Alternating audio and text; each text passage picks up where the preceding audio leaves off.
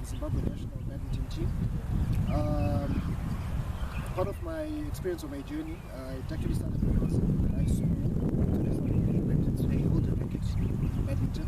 And my first shuttlecock racket at Thabanis High School. I was in Form 1, that's 2011, sorry.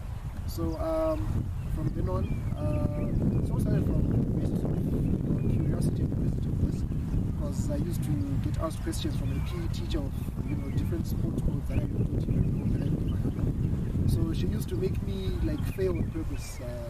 Shout out to Miss Vilika if you're still there. So yeah, that's where it all started. So after being asked these tough questions, the question for badminton came along. Which instrument does the sport of badminton use, or what instruments do they use? And the answers for those questions were badminton, racket, and shuttlecock.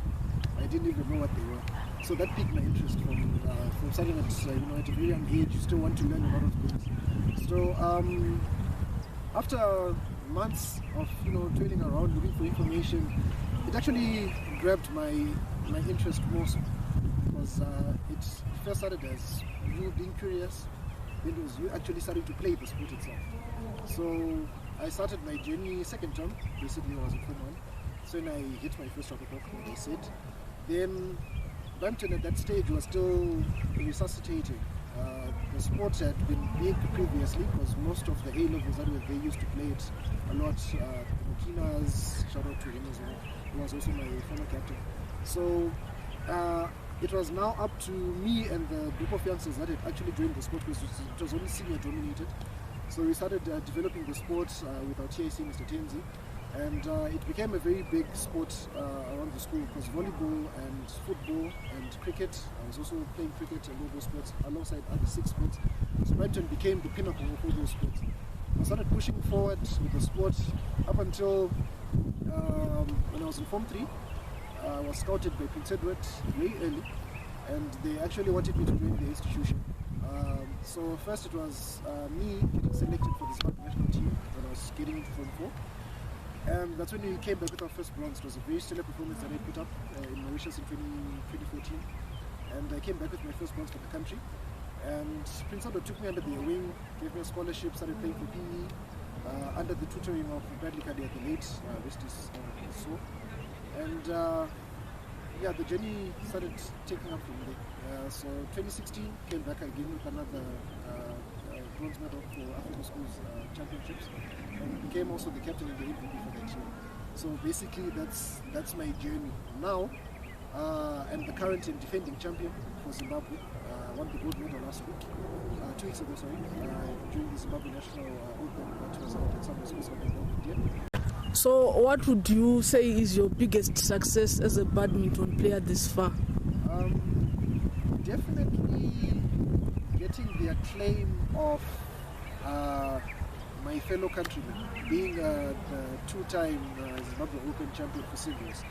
Because in the category itself, singles, you're just representing yourself. It's you versus you, then you versus your opponent.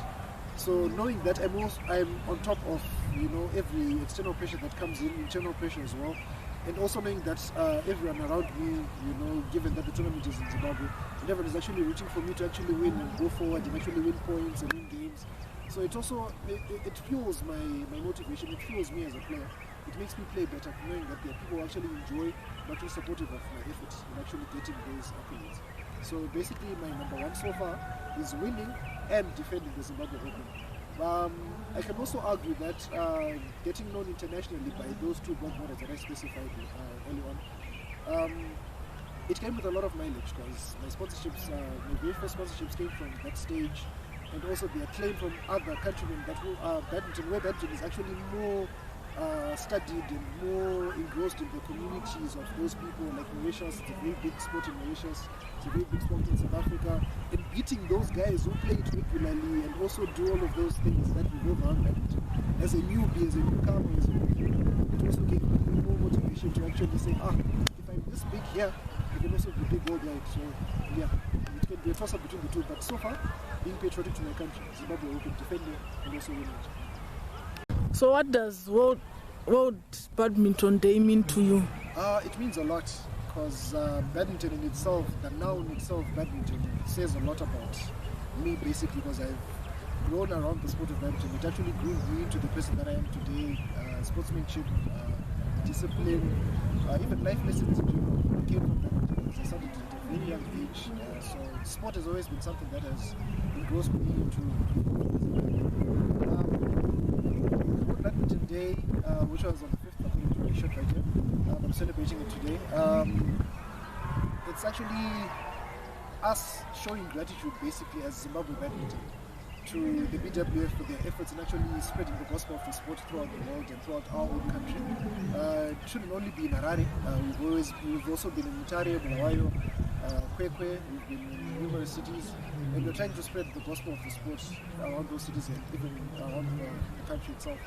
So that, accompanied with shadow time, the developmental courses that we do as a country is BWF. I'm also a certified tutor at the BWF and coach as well. So those events, those initiatives that have been spread across the country here, all come out within the World Badminton Day celebration. So this is us celebrating the sport of badminton as people, as community, and also as individuals, because badminton means a lot to us. So we actually embrace the sport, we embrace it. We don't even know how we actually started playing badminton, some of us, because there are a lot of people out there who can actually tell you that I just saw this unique instrument or this unique ball or whatever it is you call it, and I just started playing. So all of those emotions, all of those memories, they are all coming down into just one day where we just actually get everyone together and actually celebrate in unison. So basically that's what we do. That's what it means to be. That's what it means to play to a fucking people. As a national team player, as a team leader, also as first seed, the aspirations go far and wide. Because basically my number one goal so far is to qualify for the 2024 Paris Olympics. So everything that comes with preparation, tournament sign-ups, and also endorsements, I'm actually pushing everything to go within those that I can actually qualify for the Paris 2024 Olympics. So I actually grouped everything into 3 stages. There's my intense training phase that I'm starting this month, all the way up to October. At the end of October, I start my African international tour with Cameroon International, which is going to be held again. Then after that, Cyprus, then Bulgaria after that. Then I come back to SADC, hopefully to win gold for our country in the SADC region. So those are my plans so far, those are my aspirations. Next year, also fueling for the European circuit, where most points are accumulated in different tiers of tournaments. So the tournaments you play at home, badminton concentrated countries, the huge more results just like in tennis. Grand Slam tournaments and majors, they've got different point systems and so on and so forth. So same goes with badminton. So that's when I'm going to start my push up all the way to May 2023, where the qualifiers are going to begin. That's where the business end starts in terms of tournament preparation and qualification for the Olympics. Then hopefully I'll be in the top 100 by then. In terms of developmental badminton or the development of the sport in the country, we've got a club that we initiated. I'm also part of the spearheading team alongside Dean Machkanga and Krista Pereira. Commendations to them and also shout out to them. They are also part of the coterie that we're in for the sport to actually move forward through the Elite Shuttlers Club initiative. So the Elite Shuttlers Club, we founded it in 2020, then we moved it on to 2021 due to the pandemic. We had to actually clear everything due to COVID, then start officially alongside with Japanese ambassadors visit here in Zimbabwe. So after initiating or founding the club, we started going through different primary school institutions, high school institutions. We actually held the St. George's tournament in mid-May, mid-June. That's when we held it, and it was a real success. So right now we're actually scouting for talent and also looking for anyone and everyone who wants to join the sport.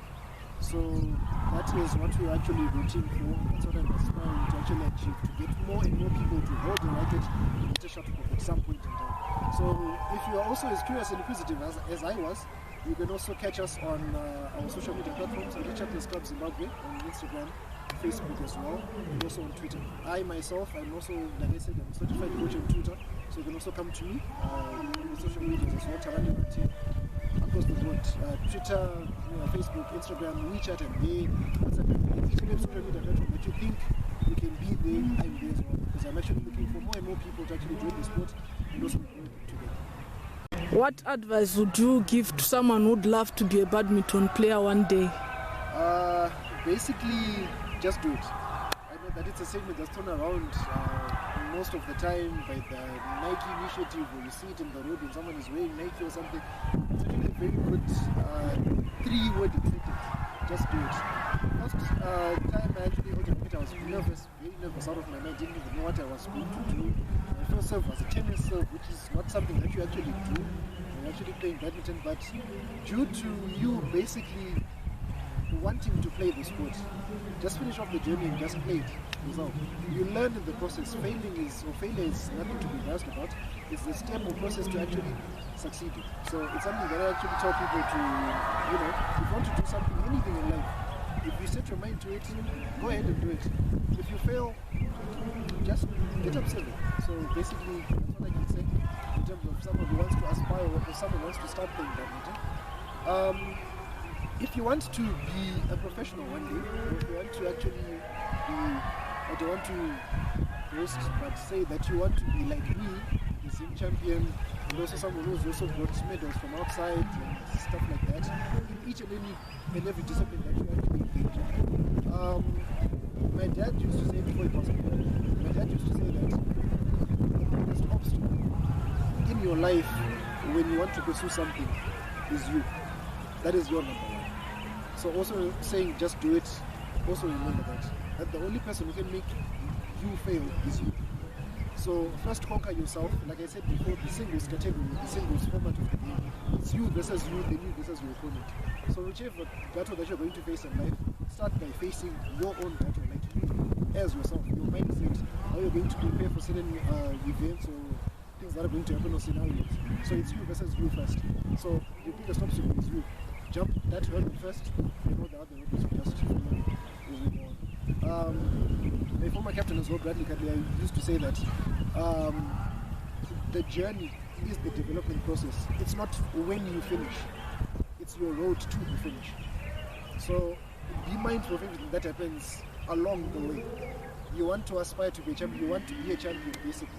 You have to train, you wake up early. Some when they are sleeping, you wake up, you train, you work. Hard work beats talent, talent doesn't work out as well. So that's something that I also fuel people to actually engage themselves and remember whenever they're doing something. So it may be your journey in life, you may be in the corporate sector, you want to get that deal done, or you want to basically just pass your exams, because badminton also usually is incorporated with people with high IQ. So basically you're also an academic student who also wants to come to badminton and also play, or you're just fully an academic student. All these apply the same way into your daily life. So those 4 points, just do it. The biggest obstacle is yourself. Hard work besides which doesn't work out. And lastly, you basically going for whatever it is that you want to do. So those are my words. Those are the words that I stand by. Those are the words that have pushed me to do the person that I am today. So